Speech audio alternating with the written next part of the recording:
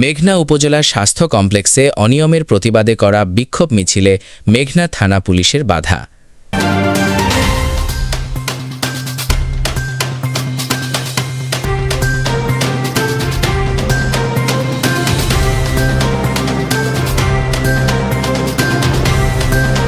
মেঘনা উপজেলা স্বাস্থ্য কমপ্লেক্সে অনিয়ম, দুর্নীতি ও অব্যবস্থাপনার প্রতিবাদ এবং মানসম্মত স্বাস্থ্যসেবা নিশ্চিত করার দাবিতে বিক্ষোভ মিছিল ও প্রতিবাদ সমাবেশ করেছে মেঘনা উপজেলা ছাত্র অধিকার পরিষদ।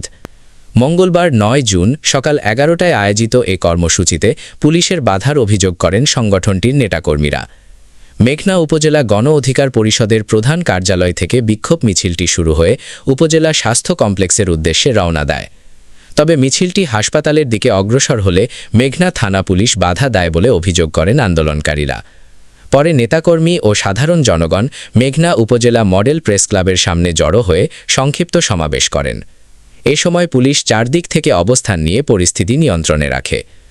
সমাবেশে উপস্থিত ছিলেন কেন্দ্রীয় ছাত্র অধিকার পরিষদের নেতা রূপ মিয়া হোসাইন রাজ, মেঘনা উপজেলা গণ অধিকার পরিষদের সভাপতি মোখলেসুর রহমান, মেঘনা উপজেলা ছাত্র অধিকার পরিষদের সভাপতি আমির ইসলাম রহিম সহ উপজেলা গণ অধিকার, যুব অধিকার ও ছাত্র অধিকার পরিষদের বিভিন্ন পর্যায়ের নেতাকর্মী এবং স্থানীয় সাধারণ জনগণ। বক্তারা অভিযোগ করেন, মেঘনা উপজেলা স্বাস্থ্য কমপ্লেক্সে দীর্ঘদিন ধরে বিভিন্ন অনিয়ম ও সেবার মান নিয়ে জনমনে অসন্তোষ বিরাজ করছে। এসব সমস্যার সমাধান এবং জনগণের জন্য মানসম্মত স্বাস্থ্যসেবা নিশ্চিত করার দাবিতে তারা এই কর্মসূচির আয়োজন করেছেন। উল্লেখ্য, গত বৃহস্পতিবার ৪ জুন দুপুর ১২টার দিকে মেঘনা উপজেলা স্বাস্থ্য কমপ্লেক্সে চিকিৎসা নিতে যাওয়া মুক্তার হোসেন নামে এক যুবকের সঙ্গে কর্তব্যরত চিকিৎসকের সংঘর্ষের ঘটনা ঘটে। এ ঘটনায় উভয় পক্ষ থানায় অভিযোগ দায়ের করলেও রোগীর স্বজনদের অভিযোগ যথাযথ গুরুত্ব না দিয়ে চিকিৎসকের অভিযোগের ভিত্তিতে মুক্তার হোসেনকে গ্রেফতার করে আদালতে পাঠানো হয় বলে অভিযোগ উঠেছে। বক্তারা আরও বলেন, উক্ত ঘটনার সুষ্ঠু তদন্ত, ভুক্তভোগীর ন্যায় বিচার নিশ্চিতকরণ এবং স্বাস্থ্য কমপ্লেক্সের সার্বিক অনিয়ম দূর করার দাবিতে এ বিক্ষোভ মিছিলের ডাক দেওয়া হয়। সমাবেশ শেষে নেতারা তাদের দাবিগুলো দ্রুত বাস্তবায়নের জন্য সংশ্লিষ্ট কর্তৃপক্ষের প্রতি আহ্বান জানান এবং দাবি পূরণ না হলে ভবিষ্যতে আরও কঠোর কর্মসূচি ঘোষণা করা হবে বলে সতর্ক করেন। আমরা তাদের উদ্দেশ্যে বলতে চাই, যদি ভাঙতি লাগে, আমাদের কাছে পর্যাপ্ত পরিমাণে ভাঙতি রয়েছে। আপনারা চাইলে আমাদের থেকে পর্যাপ্ত পরিমাণে ভাঙতি নিতে পারেন, আমরা দিতে সক্ষম রয়েছি। আমরা শুধু আমাদের এই উপজেলা স্বাস্থ্য কমপ্লেক্স নয়, বাংলাদেশের যতগুলা সরকারি উপজেলা স্বাস্থ্য কমপ্লেক্স আছে সবগুলোর মধ্যে একই সমস্যা। এখানে পর্যাপ্ত পরিমাণ চিকিৎসা হয় না বললেই চলে। কিন্তু আমরা দেখি এইখানে যারা চিকিৎসক হিসেবে সরকারিভাবে নিয়োগ হন, তারা কিন্তু বিভিন্ন প্রাইভেট সেক্টরে গিয়ে অনেক ভালো চিকিৎসা দেন এবং অনেক টাকা আর্ন করেন।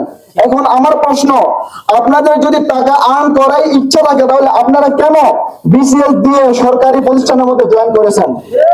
একটা অত্যন্ত দুঃখ এবং পরিতাপের বিষয়, আমরা বাংলাদেশের জনগণ যদি একটা রাষ্ট্রের মালিক, ডেমোক্রেটিক কান্ট্রিতে যদি রাষ্ট্রের মালিক জনগণ হয়ে থাকে, তাহলে জনগণকে নিয়ে আপনারা কেন এত পায়তারা করছেন?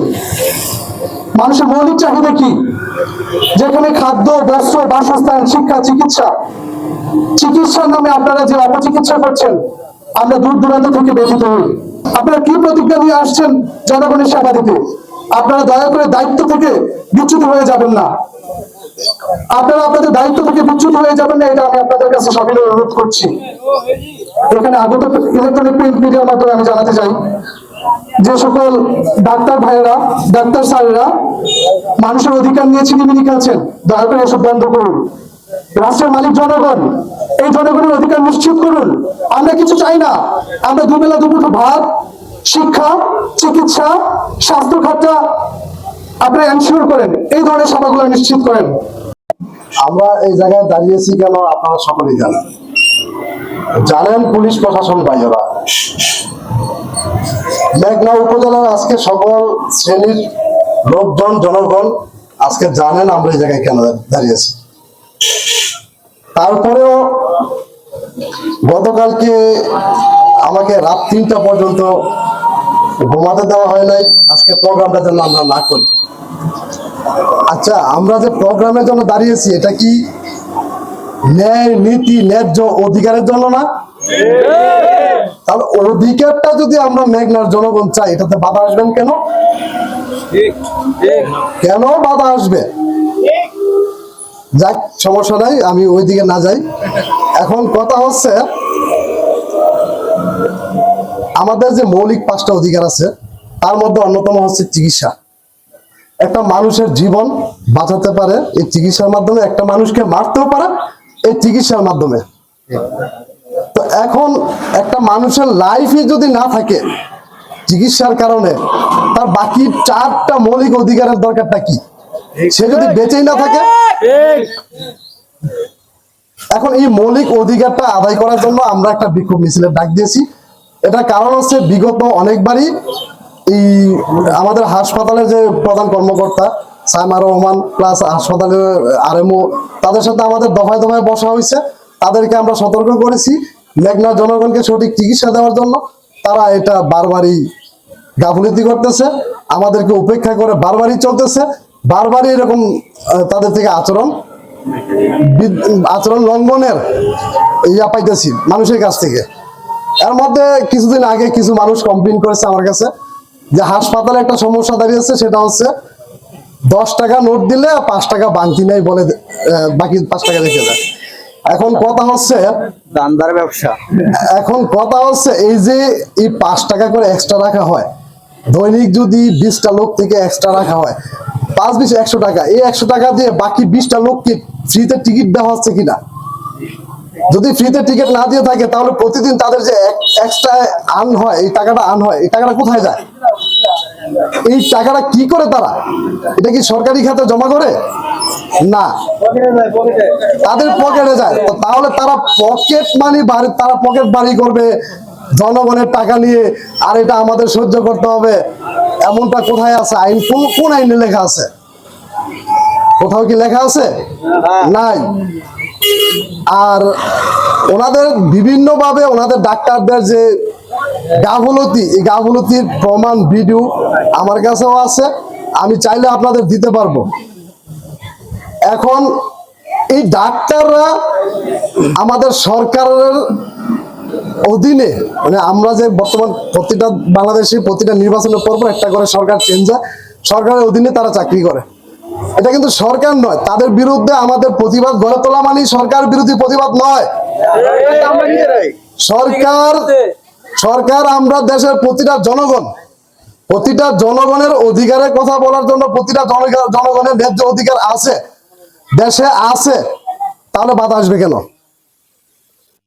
আমাকে বলা হচ্ছে, অনেকেই ওনাকে মারুফ সাহেবকে নাকি বুঝিয়েছে যে এটা আমরা সরকার বিরোধী, ওনাদের ডিসক্রেডিট করার জন্য আমরা একটা আন্দোলনের জন্ম দিয়েছি, বা ছাত্র অধিকার পরিষদ এটা একটা আন্দোলনের জন্ম দিয়েছে। না, আমরা কখনোই সরকার বিরোধী না, আমরা বিরোধী তাদের যারা সরকারের খেয়ে দে, সরকারের সবকিছু করে এই সরকারকে বদনামের ভাগিদার করতেছে। এই ধরনের শয়তানদের বিরুদ্ধে আমরা এই প্রতিবাদটা গড়ে তুলেছি।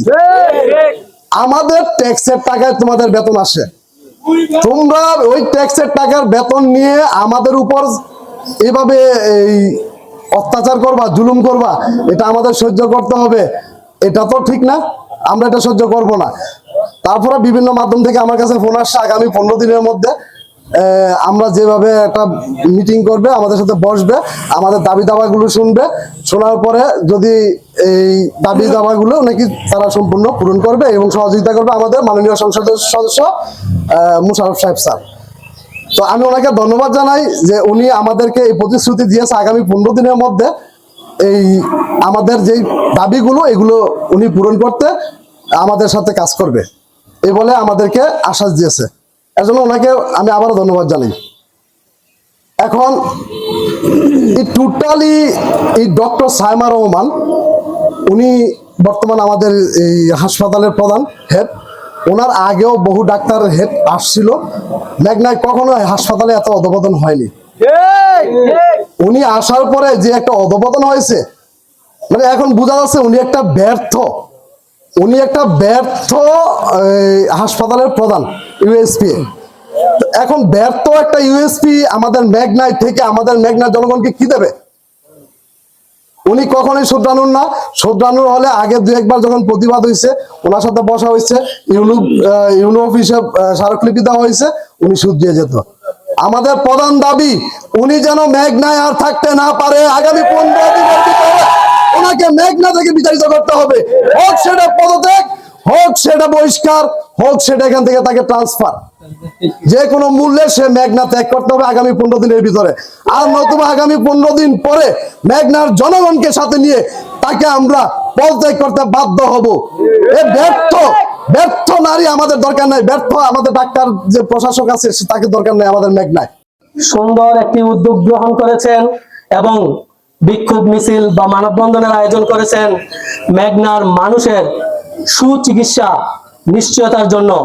ধন্যবাদ জানাই মেঘনাবাসীকে, মেঘনার সাধারণ জনগণকে। আজকের প্রোগ্রামে যারা উপস্থিত হয়েছেন তাদেরকে স্বাগতম জানাই। আমরা চাই যে মেঘনায় যখনই কোনো অন্যায়, অনিয়ম, দুর্নীতি হবে, তখন যেই ব্যানারই হোক না কেন আপনারা পাশে এসে দাঁড়াবেন। এই অধিকারটা কিন্তু ছাত্র অধিকার পরিষদের অধিকার না, এই অধিকারটা আপনাদের নিজের। এটা আমার নিজের অধিকার, এটা মেঘনাবাসীর অধিকার।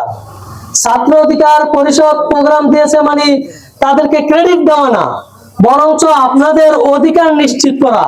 যারা আপনাদের অধিকার নিশ্চিত করার জন্য কাজ করতেছে তাদের পাশে যদি না থাকেন, তাদের পাশে যদি না দাঁড়ান, তাহলে আপনাদের অধিকার আদায়ের জন্য কিন্তু আর কেউ কোনো কথা বলবে না। তাই আমি বলবো আপনারা সব সময় যারাই সঠিক ন্যায় পক্ষে থাকবে, আপনাদের অধিকারের পক্ষে থাকবে, আপনারা যেই কোনো ব্যানারে হোক অংশগ্রহণ করবেন। দেখেন, দুঃখের সাথে বলতে হয় মেঘনা উপজেলা স্বাস্থ্য কমপ্লেক্স কিছুদিন আগে আমরা শুনেছি একটা রোগীকে সাপে কামড় দিয়েছে। চন্দনপুর গ্রামের একজন পেশেন্ট সাপে কামড় দিয়েছে, তাকে এই স্বাস্থ্য কমপ্লেক্সে নিয়ে আসছে, কিন্তু তারা কোন রকমের সরঞ্জাম অর্থাৎ মেডিসিন বা টিকা ডোজ কোনো কিছু দিতে পারেনি, তাকে মৃত্যুবরণ করতে হয়েছে। এর চাইতে দুঃখ কষ্টের কি আছে? না। মেঘনা গ্রামটা একেবারেই গ্রামগঞ্জ মানে সর্বনিম্ন স্তরের, এখানে যে বাস জাপ জোর সাপের আস্তানা থাকতেই পারে।